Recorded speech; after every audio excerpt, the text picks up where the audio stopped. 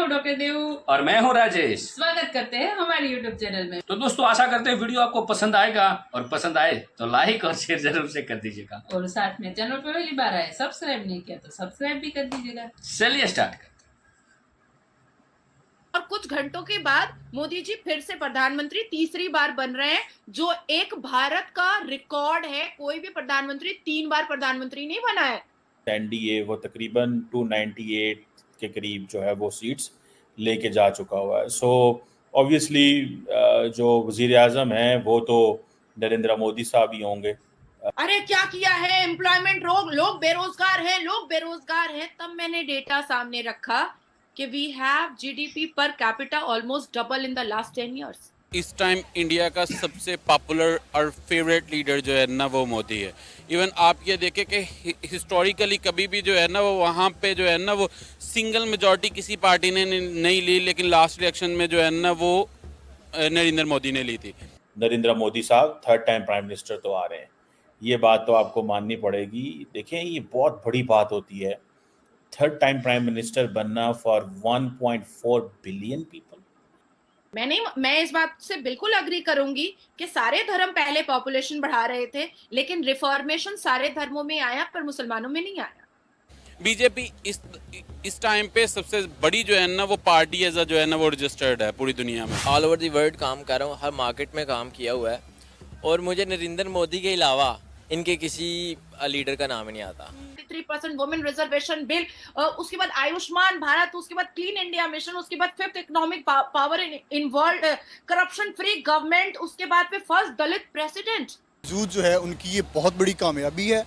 One of the biggest democratic state है इस वक्त इंडिया पूरी दुनिया में, और उनकी डेवलपमेंट को देखा जाए तो बिल्कुल ही डिजर्व दिस पोजीशन।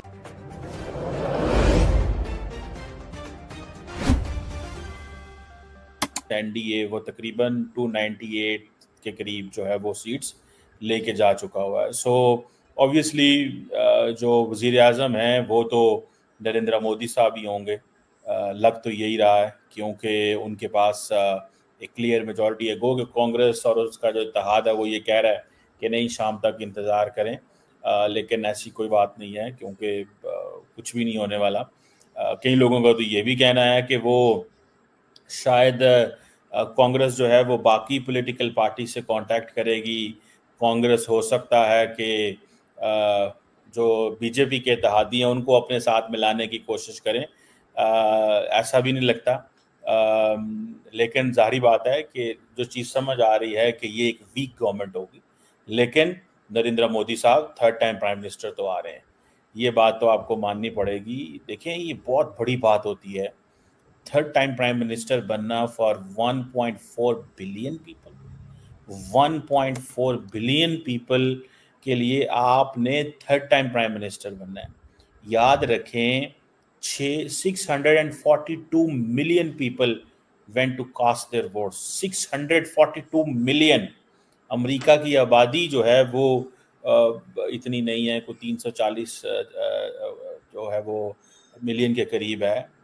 तो आप सिर्फ ये इमेजिन कर लें कि वो 642 मिलियन जो लोग हैं वो यहाँ पे 34, ये आप कह लें कि अगर ये तकरीबन आप कह लें कि 60-65 करोड़ के करीब लोग जो हैं वो वोट डालने गए। 65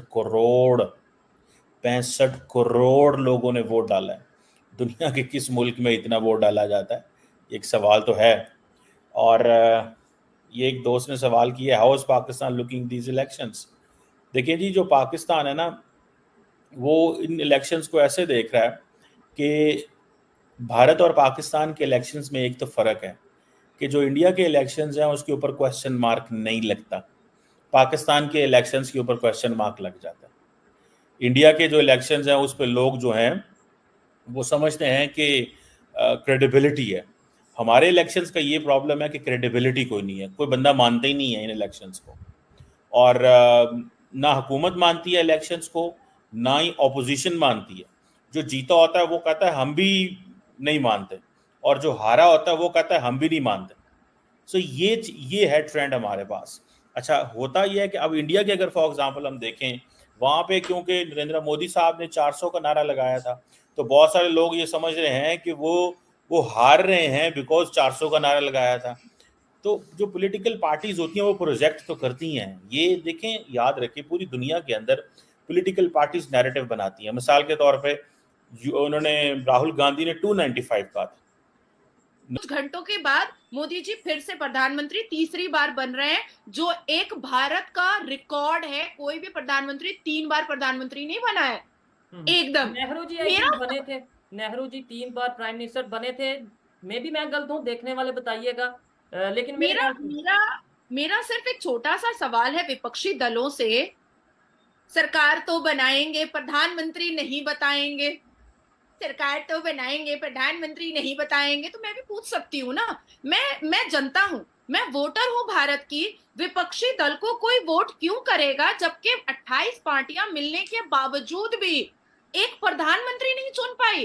अब आप सोचो कि 28 पार्टियां एकजुट हुई हैं राहुल बाबा के साथ और उन्होंने एक निर्णय नहीं लिया प्रधानमंत्री का, तो देश के इतने बड़े बड़े निर्णय वो कैसे ले सकता था? नहीं ले सकता था। और देश के लोगों को, खास करके युवाओं को ये बात समझ में आ चुकी थी कि जो 28 पार्टियां राहुल बाबा के साथ जो निकाह किया है और एकजुट होकर के 28 पार्टियां राहुल बाबा के पैंट को पकड़ पकड़ करके दुमछल्ला बन के चल रही हैं, इन्होंने एक निर्णय नहीं लिया। देश को ये नहीं बताया कि इंडी अलायंस का प्रधानमंत्री कौन होगा। देश की जनता डर गई कि कहीं ऐसा ना हो जाए कि 2024 में हमको राहुल बाबा मिले, 2025 में अरविंद केजरीवाल जेल खटा आसामी मिले, 2026 में हमको सोनिया एंटोनियो मिल जाए, 2027 में हमको शरद पवार मिल जाए, 2028 में हमको ममता बनर्जी मिल जाए। देश की जनता डर गई।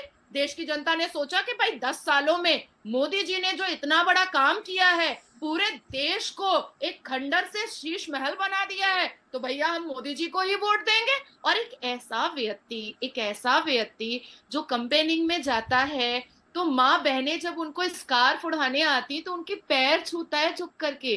कोई वीवीआईपी वाला नेचर नहीं, डाउन टू अर्थ। अब विपक्षी दलों ने 3 महीना एक ही गाना गाया शोएब, क्योंकि मैं सारे नेशनल डिबेट्स पर थी।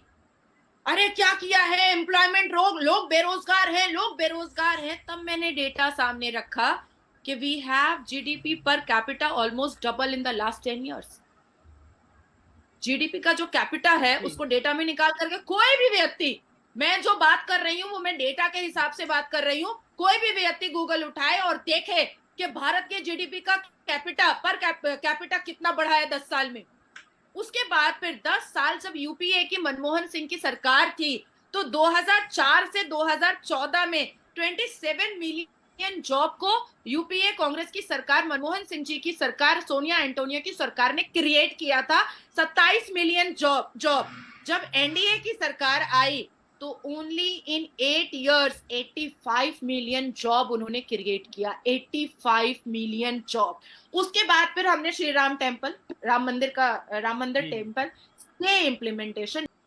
थैंक यू दोस्तों, वीडियो को यहाँ तक देखने के लिए। वीडियो समाप्त करेंगे दोस्तों, आपसे विदाई लेंगे, मिलेंगे और अपने वीडियो में आपके साथ। टिल देन, जय हिंद, जय भारत।